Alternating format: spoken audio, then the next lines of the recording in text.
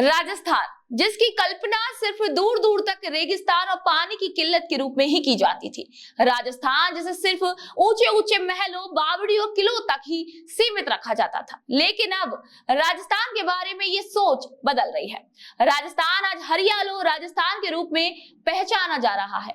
राजस्थान के इस परिवर्तन के पीछे जो एक नाम है, वह है मुख्यमंत्री श्री भजनलाल शर्मा का। प्रधानमंत्री श्री नरेंद्र मोदी की पहल पर एक पेड़ मां के नाम से प्रेरित होकर मुख्यमंत्री श्री भजनलाल शर्मा ने भी राजस्थान में हरियालो राजस्थान जैसा एक महत्वपूर्ण इनिशिएटिव शुरू किया है। ये कोरी कल्पना नहीं, बल्कि प्रदेश को हरा भरा बनाने और पर्यावरण के साथ जुड़ने का एक संकल्प है, जो मुख्यमंत्री श्री शर्मा के कार्यकाल में साकार हो रहा है। मुख्यमंत्री श्री भजनलाल शर्मा की इसी पहल को लेकर देखते हैं हमारी इस खास पेशकश को। मुख्यमंत्री श्री भजनलाल शर्मा का उद्देश्य प्रकृति के साथ जुड़ने और राजस्थान को एक हरियालो और सुंदर प्रदेश बनाना है। मुख्यमंत्री श्री भजनलाल शर्मा के इस पहल से न सिर्फ राजस्थान ग्रीन स्टेट बनेगा, बल्कि यहाँ आने वाले पर्यटकों में भी बढ़ोतरी होगी। मिशन हरियालो राजस्थान के तहत इस साल प्रदेश भर में 50 करोड़ से अधिक पौधे लगाने की घोषणा करते हुए ये कहा कि ये केवल वृक्षारोपण नहीं, बल्कि एक हरित राजस्थान की नींव रखने का संकल्प है। ये प्रकृति हमें बहुत कुछ देती है। हमारा जीवन का आधार हमारी ये प्रकृति है। अगर इस प्रकृति के साथ हम छेड़छाड़ करेंगे तो कहीं ना कहीं हमारे जीवन के साथ उसकी छेड़छाड़ होगी। राजस्थान ये वो धरती है, आपने देखा है मां अमृता देवी ने वृक्षों के लिए अपने आप को और अपनी बेटियों सहित अपने आप को समाप्त कर दिया, लेकिन पर्यावरण की रक्षा के लिए उन्होंने अपने आप को शहीद कर दिया। ये राजस्थान की प्रकृति है। भजनलाल सरकार का हरियालो राजस्थान अभियान प्रकृति को केवल संसाधन नहीं, संस्कृति मानते हुए अमल में लाया जा रहा है। उन्होंने 3R यानी रिड्यूस, रीयूज, रिसाइकिल की अवधारणा को मजबूती से अपनाने की बात कही है और बताया कि Rajasthan circular economy incentive scheme 2025 के जरिए कचरा प्रबंधन, जल संरक्षण और नवीकरणीय ऊर्जा को बढ़ावा दिया जा रहा है। ये मुहिम पर्यावरण संरक्षण के प्रति भजनलाल सरकार की प्रतिबद्धता को और मजबूत करती है। हरित आवरण को बढ़ाने के लिए राजस्थान सरकार पहली बार कृषि वानिकी नीति ला रही है। ये नीति फसलों और पशुधन के साथ पेड़ों को एकीकृत करने वाली भूमि उपयोग प्रणाली को बढ़ावा देगी, जिसे एक जिला एक प्रजाति कार्यक्रम के माध्यम से लागू किया जाएगा। हम सभी का दायित्व बनता है कि हम प्रकृति के संरक्षण में हम सबका योगदान हो। हम सबकी क्या सहभागिता है? कभी कभी हम आइडिया लगाते हैं क्या, हम गाड़ी चलाते हैं, प्रदूषण करते हैं, तो कभी मन में यह भाव आता है क्या कि मैं इस प्रकृति के अंदर कितना प्रदूषण करता हूं, लेकिन उस प्रदूषण को कम करने के लिए मेरे जीवन में मैंने कितने वृक्ष लगाए, ये कभी हम सोचते हैं क्या? जिस खाट पर आप सोते हैं वो खाट किसकी बनी हुई? जिस लकड़ी का आपके जीवन में कितना बड़ा महत्व है, वो कहां से आती है? अगर हमारे जंगल कम होते जाएंगे, वन कम होते जाएंगे, तो आखिरकार वो कहां से आएगी? आने वाली पीढ़ी के लिए हम क्या दे करके जा रहे हैं?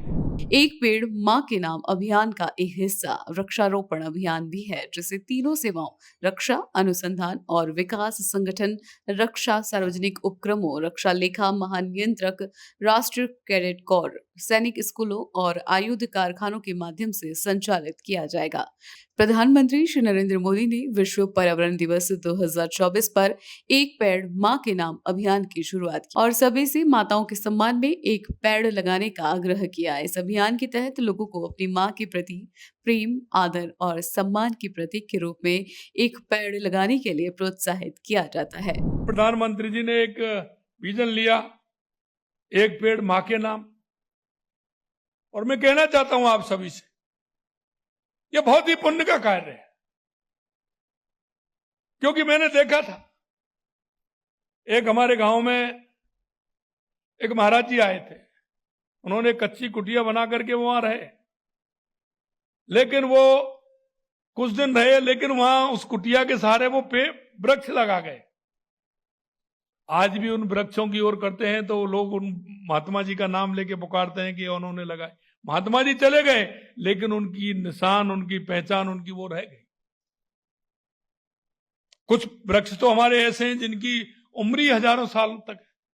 अगर एक बार आपने लगा दिया तो हजारों साल तक कितनी पीढ़ी उसको देखेंगे, कितने लोगों का उसमें वास होगा, कितने लोग उसकी छाया लेंगे, कितने पक्षी उसमें रहेंगे।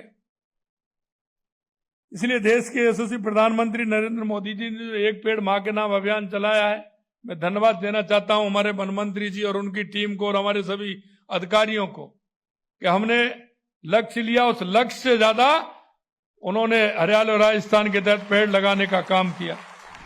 भविष्य की पीढ़ियों के लिए एक समृद्ध, सुरक्षित और जैव विविध राजस्थान की दिशा में उठते कदमों में मातृ वन की स्थापना, वन रक्षकों की भर्ती, घड़ियाल रियरिंग सेंटर और ग्रासलैंड संरक्षण जैसी योजनाएं शामिल है। मुख्यमंत्री ने भारत का पहला DG one forest stack app launch किया, जिससे अब फॉरेस्ट विभागीय कार्यों में पारदर्शिता और जवाबदेही आएगी। ये ऐप फील्ड से लेकर फाइल तक हर जानकारी को टेक्नोलॉजी से जोड़ेगा।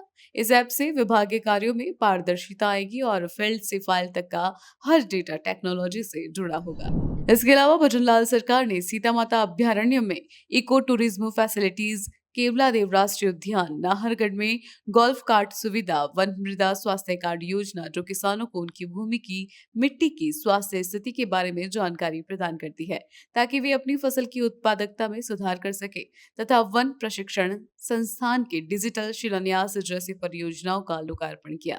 वन मित्रों को किट वितरण और महिला कर्मचारियों का सम्मान से इस समारोह को और भी प्रेरणादायक बनाया गया। मुख्यमंत्री श्री भजनलाल शर्मा का ये मानना है कि पर्यावरण की रक्षा सरकार की जिम्मेदारी भर नहीं, हम सबकी साझी जिम्मेदारी है। मुख्यमंत्री श्री भजनलाल शर्मा की सोच और योजनाएं दिखाती हैं कि जब नीति में संवेदनशीलता हो, साथ में तकनीक भी, तब विकास की राह हरियाली से होकर गुजरती है।